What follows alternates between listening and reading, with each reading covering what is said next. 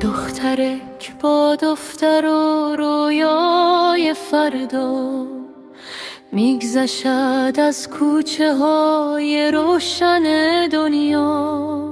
چشمهایش پر ز شوق آموختن بود، قلب او سرشار از نور و سخن بود. اما یک روز آسمان تاریک تر شد، راه مکتب از نگاهش دورتر شد.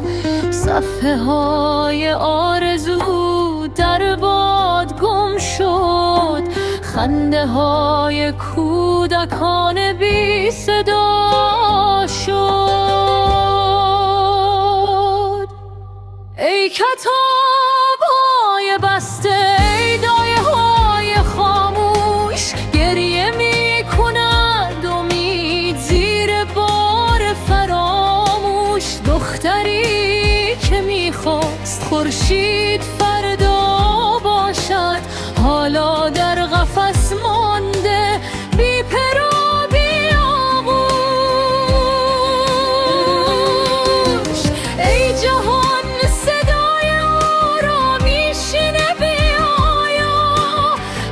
اشکهای پنهانش را میبینی آیا؟ او فقط حق آموختن میخواست، جرمش چه بود جز رویای فردا؟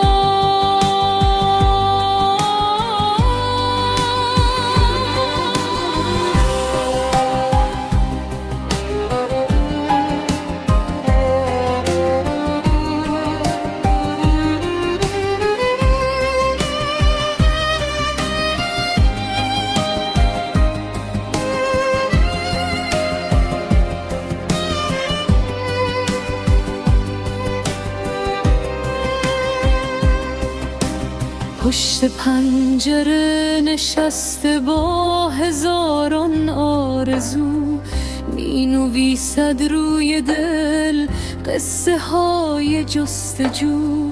دفترش هنوز بوی صبح دانایی دارد، قلب او هنوز امید رهایی دارد.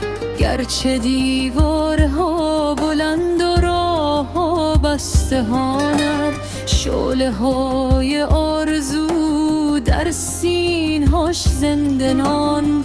روز خواهد آمد و خورشید خواهد خندید، دختران این سرزمین دوباره خواهند درخشید. ای کتاب‌های بسته روزی وامی شوید، زخم‌های کهنه دل ها همه پیدا میشد. دختران سرزمینم باز خوابهند خواند، صبح آزادی از دل